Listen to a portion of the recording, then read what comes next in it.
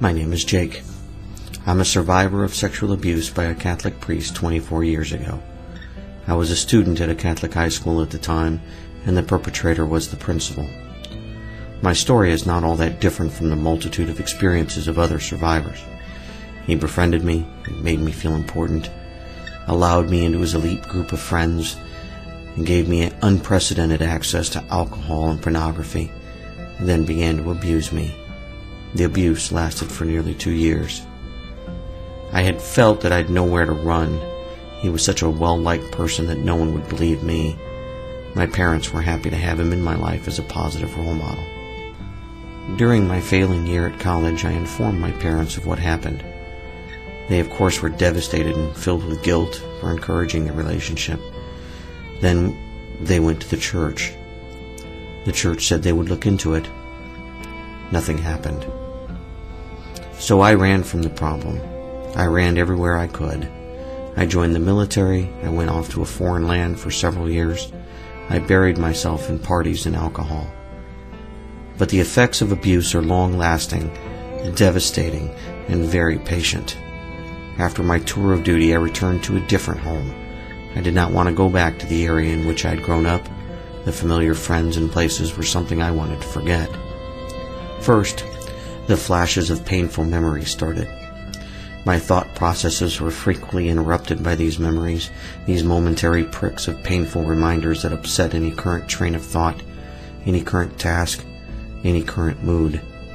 As a response to those painful memories, I shut down my emotions.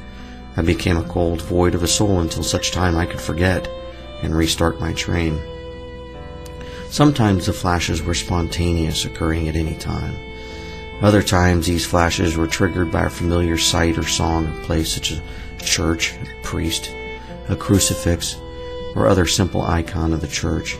To be inside of a church or in a close proximity to a priest just unleashed a torrent of memories and angry thoughts that acted like a shotgun to my emotions. Then the nightmares invaded my sleep.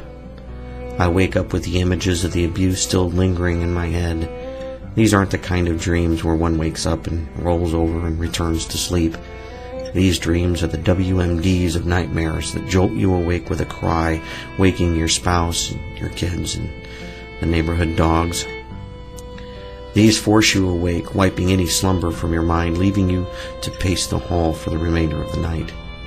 When these occur, the next morning, the next day, and sometimes the next week is ruined by a twilight state of emotionless existence. I have been diagnosed with post-traumatic stress disorder. I have been on medication for depression. I have, in the last 24 years, turned to large quantities of caffeine, alcohol, prescription pain medication. I would try anything to forget, to jumpstart myself into a better mood, to force myself to care again. About a year ago, I traveled to a group session of survivors, one of whom was abused by the same priest as I, but earlier than I. He sat in front of me, a grown man with graying hairs and tears running down his face. Tears caused not from his abuse, but from his own guilt for not coming forward before I was abused.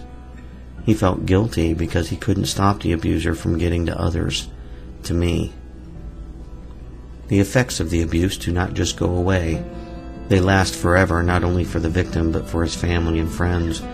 It is many years before the victims even come to terms with the abuse, many years before they can stop running from it and stop to face it. It is the nature of the abuse to harbor the pain, to run from it, to ignore it, to bury it in alcohol and drugs, to silently just exist. This is why I believe that any statute of limitations for sexual abuse is wrong. I went to my father's funeral mass recently. While his faith was tested when he found out about my abuse, he was still a devout Catholic and a great man of faith.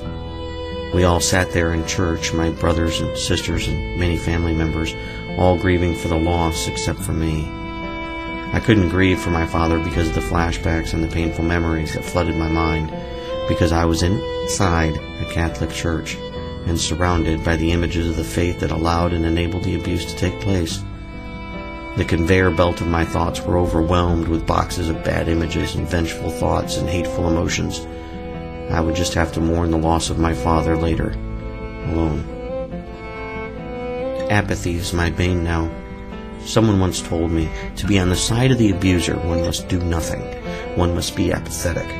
To be on the side of the victim, one must do something. They must act. They must feel the outrage and pain and be moved to call someone, to voice an opinion. It is easier to be on the side of the abuser. After 24 years of the effects of the abuse, I can no longer afford apathy or fear.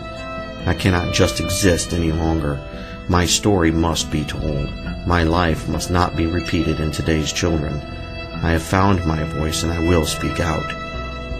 My name is Jake, and I am a survivor of sexual abuse by a Catholic priest, and not a day passes that I don't feel the effects.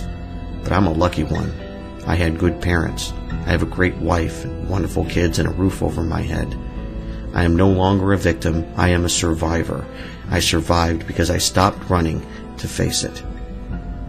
I now grieve for those who don't have those support structures in place. I grieve for those who still can't cope with the abuse and turn to alcohol and drugs. But mostly I grieve for those who have not yet found their voice, those who still suffer in silence, those who have not yet reached out for help.